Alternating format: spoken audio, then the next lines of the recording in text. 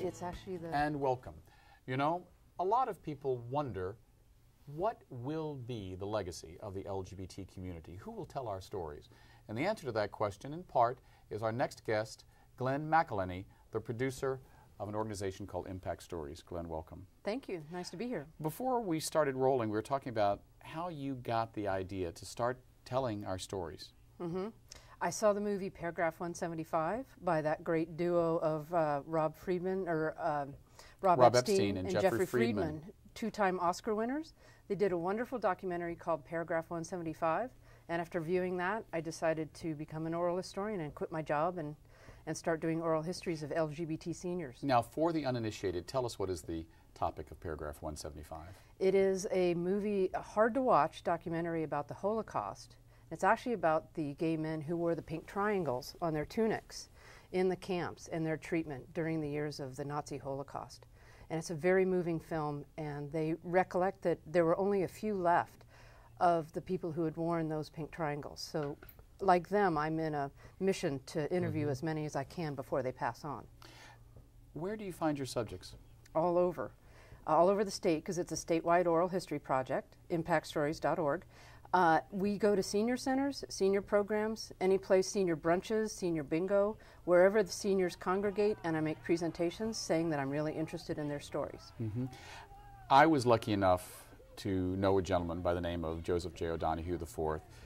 Actually passed away in front of me at the age of 87, and I would go and sit with him once or twice a week, then it became more often, just to hear him talk about what it was like being gay, or as he preferred to call it, queer, in the 1930s and early 1940s. And I've always regretted that we didn't have an oral history of his. It's so informative and so emotional to hear these people tell their stories. But even Joe, who was very out in a sense, every now and then would say, well, you know, it was different back then. How do you get the generation of Hoover, Roosevelt, maybe even earlier, to sit down and talk to a lesbian from 2011? It takes a lot of work because one needs to build trust. And like you said with your friend, building that trust is really important. And that's why I do go around to different organizations, and I do find that a lot of people don't come up to me the first time or even the second time I've presented, but sometimes after the third or fourth they'll come up and say, you know, you've really been working this. I think I will talk to you and sit down. And a lot of them are really shy. And they come from a time where being queer or being gay was not a good thing. And it's not something they really want to travel back in time to explain sometimes. But I really do try to tell them how important it is that they share their stories, especially for young people. Right. Now, the documentary we're talking about specifically is On These Shoulders We Stand. And it is specifically about LGBT seniors in the Los Angeles area. Why did you start there? I mean, you're an Oakland girl. Right, born and raised, Bay Area all the way. It was a lot of different reasons. I had done a lot of research in LA, and I was fascinated at how different things are down there from the Bay Area. Found that a fascinating side story. And also the cinematographer that I wanted to use, she lived in LA, so it made sense to go ahead and start there. And the stories were so fascinating that the documentary that was originally maybe going to be statewide ended up focusing more on Los Angeles for our first project of On These Shoulders We Stand. My next project will be more statewide.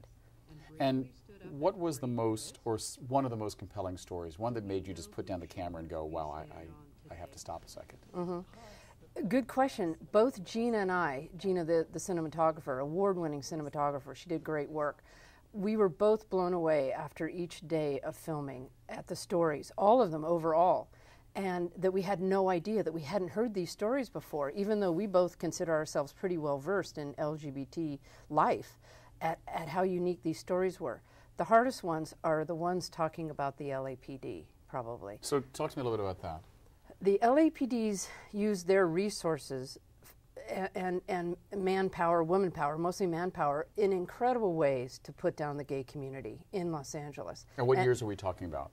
From the very beginning, from the late 1800s. When they knew there was a gay community, they wanted to move it out. They did not want the gay community to form.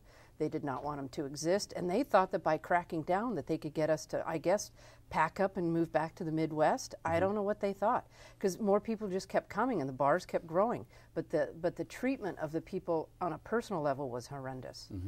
Now, when we're talking about a gay community, in a sense, that phrase is fairly contemporary. I mean, back in the late 1800s, early 1900s, you're talking about a gay community in L.A. What are you talking about? People who came, it was more singles, husband and wives that broke up, or, I mean, even the film industry then was just burgeoning. Mm-hmm.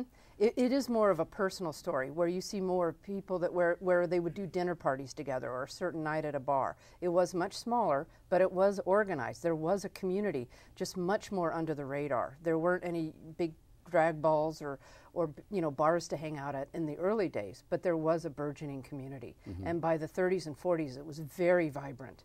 And LA had a large community, both active in the aircraft industry and in the entertainment industry. So the aircraft industry, that's interesting. So in the construction or service or? All of the above. I think a lot of gay people worked in the aircraft industry, and it was huge in Los Angeles during that time. So the people you're interviewing, these aren't the Harry Hayes, the Del Martins, the people that have become iconic names to the LGBT community as our heroes and heroines, rightly so. Mm-hmm. These are unknown stories. Well, Impact Stories is involved and thinks that it's important that you get both the iconic stories and the LGBT leaders that are very well known and that do pull people in and have very fascinating stories.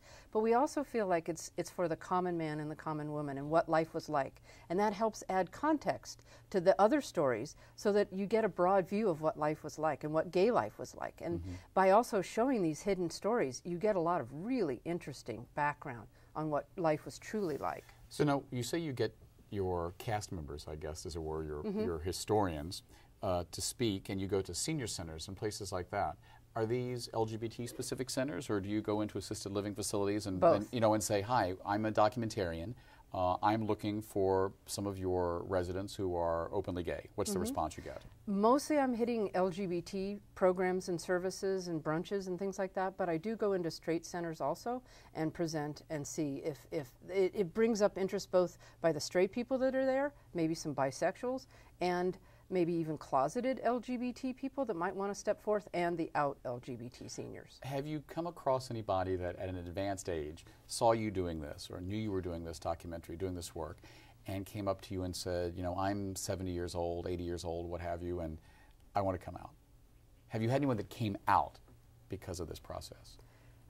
That's, again, a great question. Not specifically come out there and then, but by doing this oral history is almost like a form of coming out. So in that sense, yes, not only to them, but to their family, of being more out.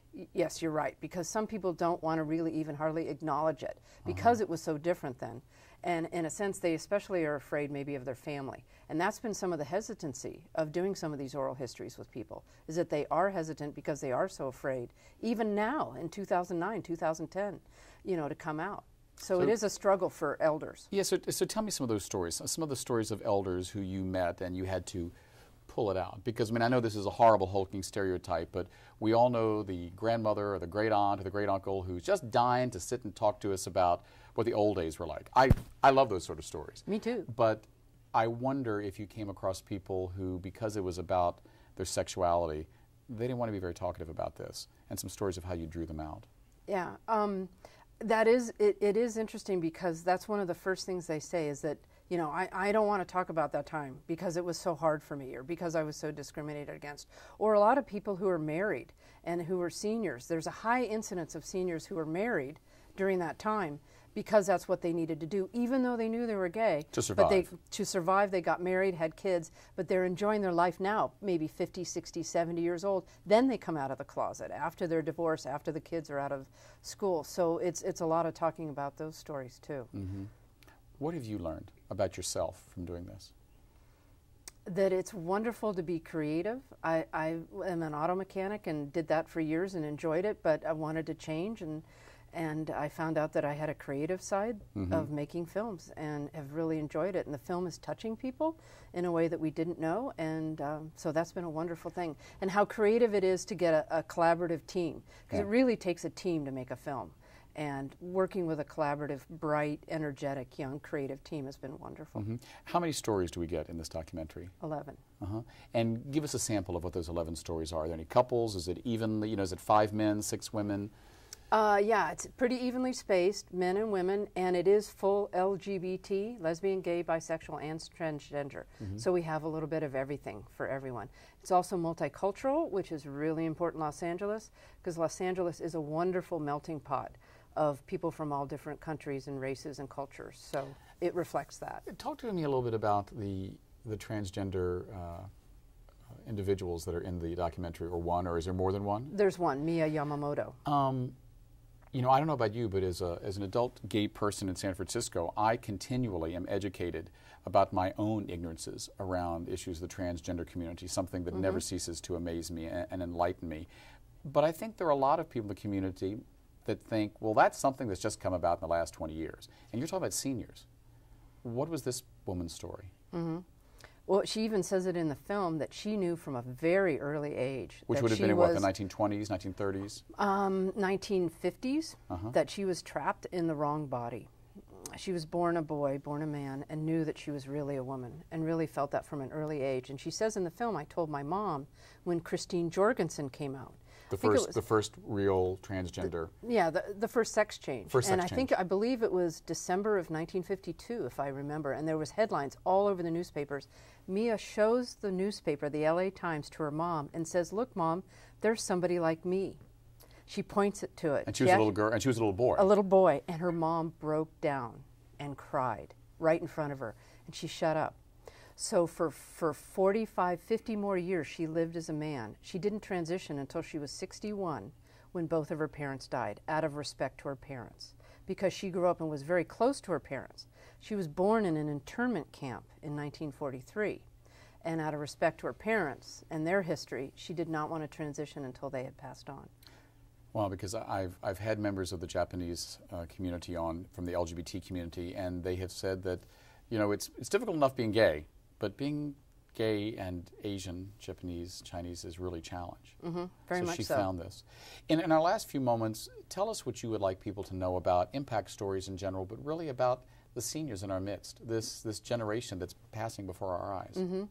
They really did open up for us. They opened up so much, and I think that's where the film is hitting its mark, both with the seniors who can get acknowledged in the film and having young people watch the film and see how these people did stand up for them. And they knew they were standing up for future generations. They knew they were standing up to make it a better life for those younger. Thank you very much for opening up another chapter in our LGBT history. And now, from the sacred, as it were, to the profane, Russell Blackwood, director of the hilariously funny Pearls Over Shanghai. We'll be right back.